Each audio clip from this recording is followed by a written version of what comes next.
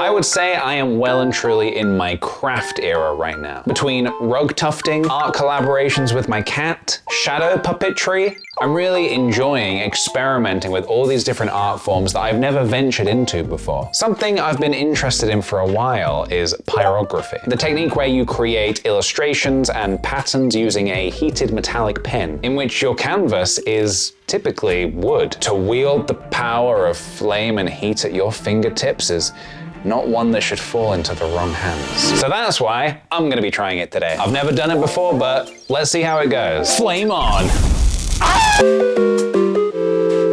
So before we dive in headfirst, I thought it might be a good idea to watch some other people doing it. It can't hurt to see the technique done and get some ideas of how it works first. Sound good? Yes, it does. Wood burning is one of those rare hobbies that's cheap, easy to get into, and you can start making awesome things in just a few days. I have the artistic skills of a dead horse. The artistic skills of a dead horse? He's self-aware, I appreciate that. I'm already on the same page as this guy. To make this on my first day. He made Mario and Luigi on his first day? This is already filling me with a lot of confidence. If you want to use normal wood, then you'll have to sand it first. I'm gonna start with some very basic plain blank. When we do our final piece, I'll probably try and get hold of a nice piece of wood. See what happens if you press down hard. In short, play around until you get the feel for it. Unless you're one of the lucky few who can actually draw, you'll have to use some sort of a stencil. I don't know if I'm gonna need a stencil. I might be able to get away with just maybe drawing on in pencil my idea first and then going for it. What can I say? I'm one of the lucky few. You don't draw like a dead donkey or whatever. Cool. Oh, he did a little Hylian shield. This guy's a massive nerd, and I appreciate that very greatly. Well, I think I've seen quite enough. I'm actually really excited to try this now. So the next thing we need to do is to grab some blank pieces of wood, a pyrography pen, and let's start experimenting. Let's do this. Flame on! Oh, it didn't work that time. I guess we used all of our budget for the intro. Welcome to the great outdoors. And by the great outdoors, I mean my garden. This is the furthest outside I dared venture, which I think is reasonable. From my research, I found that you need good ventilation whilst doing this. And what better ventilation than outside? So here we are. I've got my pen, I've got my wood. We're gonna put them together and see what we get. On and turn it to hot. Did you read the instructions? No, I did not read the instructions, but I feel like I know what I'm doing. I'm gonna start with this pointy little nib here because it most resembles a pencil. I thought that might be the easiest way to start practicing. So not the most comfy thing to hold. Doesn't feel supernatural. So we've given the pen a few minutes and the nib has kind of changed color. It's gone from a gold to like a sort of a silvery color. If I knew more about science, I'd probably know that that means it's hot. Ooh, I did it. The first dot. Wow. Ooh. Ooh. Oh, that smell. Ooh, it smells like autumn already. It's actually really nice. It smells like marshmallows on a campfire. Oh, I hear the ice cream van. Do-do-do-do-do-do-do. Oh, giant ant. Giant ant. Not the easiest, not the hardest. So this is me kind of freeballing it. I've got no like pencil sketch that I'm working from. I'm just kind of committing straight to the act, burning straight into the wood. I do like the level of control that I've got here. It's like not as unwieldy as using a paintbrush, for example. Precision's quite nice, actually. And I guess I could go back and like thicken up some of the lines if I wanted to as well. So there's my first little test, and honestly, that wasn't too bad. That wasn't nearly as difficult as I expected it might have been, so I'm quite happy with that as a little test. I think I want to do some more tests with the other nibs. PJ practicing with the pyrography pen makes perfect.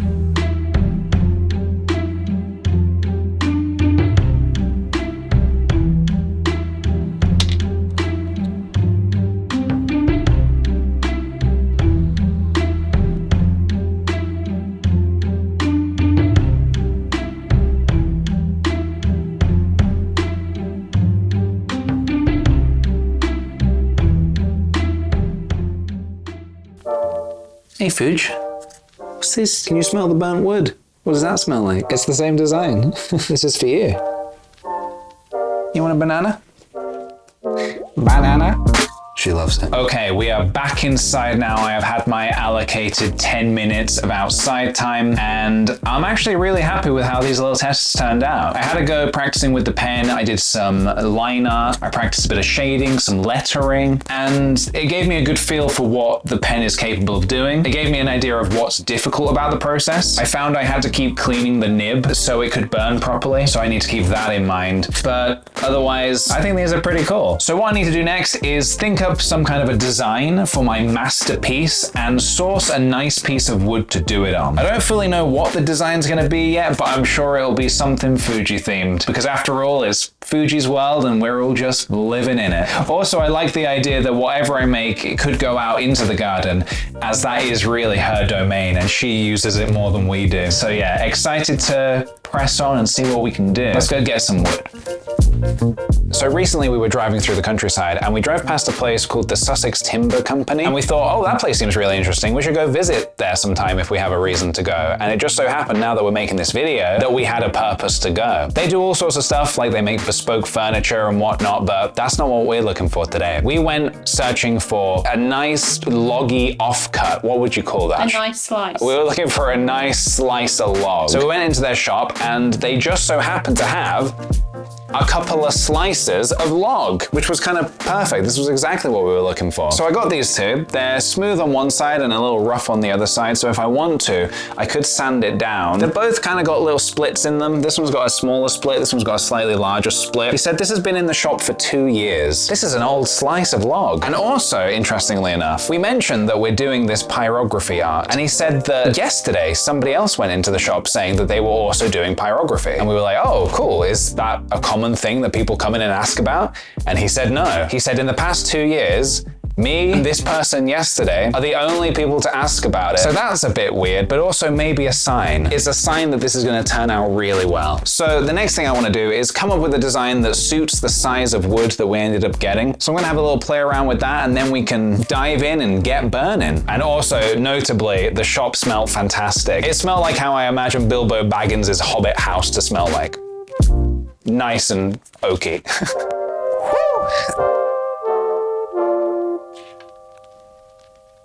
Seems good. So I've done some doodling and sketching to try and get an idea of what exactly I want to do as my final piece for this video. I knew I wanted it to be Fuji themed, but I was at a bit of a loss for what exactly to do. I was looking at lots of photos of Fuji on my phone, trying to gather some inspiration. I knew I wanted to do something of her out in the garden, but I couldn't quite decide on how realistic versus cartoony I wanted to go. You see, realism is not my strength at all. There's a reason why all of my drawings and creations are so goofy looking. So after quite a bit of experimenting, I think I've landed on something that I'm quite happy with. I based this sketch on this photo of Fuji loafing in the garden, and it's one of my favorite positions she sits in, so I thought that would be really fun to try and emulate in a wood burn. The next thing I need to do is transfer this line drawing over to the slice of wood that I bought. So let's do that now. But first, we sand.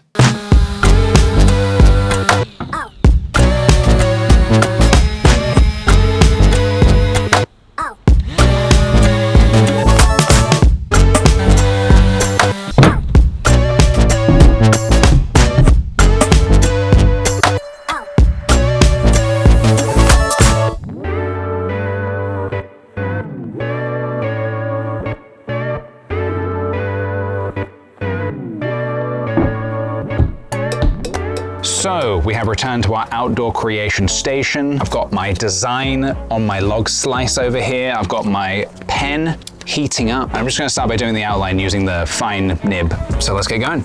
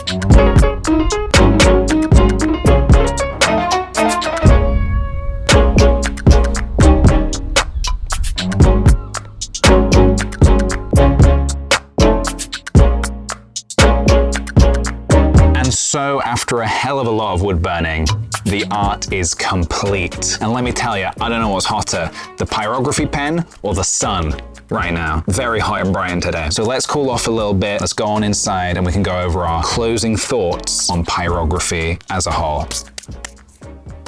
And so, I have cooled off, the art is complete. Would you look at that? I am so super happy with the finished results here. So let's go over our pros and cons of the art of pyrography. We'll start with the pros. Overall, it was pretty easy to pick up and do. I feel like anyone could do this. Hey, how's it going? I'm anyone. Oh, it still smells good as well. That's a pro. Smells good. I would say burning over the pencil lines is pretty forgiving. And you can even be a little bit messy with your burn lines. And I don't think it looks that bad. I quite like how squiggly and imperfect some of the lines are here. I'll also say it was pretty therapeutic as far as art goes. It was a slow process, but when you're focusing on one small section at a time, it almost feels like you're tackling a hefty jigsaw puzzle. So overall, I did enjoy this. However, there were some cons. Let's talk about the cons. I am convinced that the phrase, "a bad workman always blames his tools," was created and is perpetuated by big hardware tool companies. I think this because I genuinely do think the pen I was using was not very good. It was definitely the cheapest pyrography pen I could find because I didn't want to splash out a ton of money before I'd even tried it. But from all the videos I've seen of other people doing this, everyone seems to have quite a good consistent burn, and I do not feel like a lot of the time I had a consistent burn. So I think the pen was a little bit on the bad side. If that makes me a bad workman, so be it. Another con I ran into was about the concentric rings on the log. I found them working against me at times. They made it quite difficult to burn through. They must just be quite thick. But that's more about the material I sourced rather than pyrography as a whole. So that's a mini con. Closing thoughts, I really did enjoy this and I would love to try it again in the future. So if there's anything that you would like to see me burn, just let me know. A log, a bench, your enemy's home, just let me know. Hi, PJ on the floor now. I also want to take this as an opportunity to thank everybody who has continued to support me on my Patreon. It really helps me to keep creating rad videos like the one you're watching right now. So a huge thank you to all the Sweet Potato patrons. Also, here's something you may not know. There's also something else very special about this piece of art. You see, over on my Patreon, I run these monthly creative challenges called the Creation Station, where I set a creative brief and then send everybody off to make something. Then a month later, we gather around and on a live stream, we look at all the work everybody's done, and it's always so incredible to see people experiment and explore different art styles and really just create for the love of creating. So that's what this is. This is my submission for this month's Creation Station, because July's brief was to make a piece of art outside. Mission accomplished. I have irrefutable evidence that I was outside whilst making this. So if that sounds at all interesting to you, or perhaps you want to join the Discord, then consider checking out the Patreon. It's very much appreciated. Thank you very much. Please give this video a thumbs up and subscribe for more videos. Thank you very much for watching, everybody, and I'll see you guys in the next one. Flame on, everybody. Flame on. Wait, no.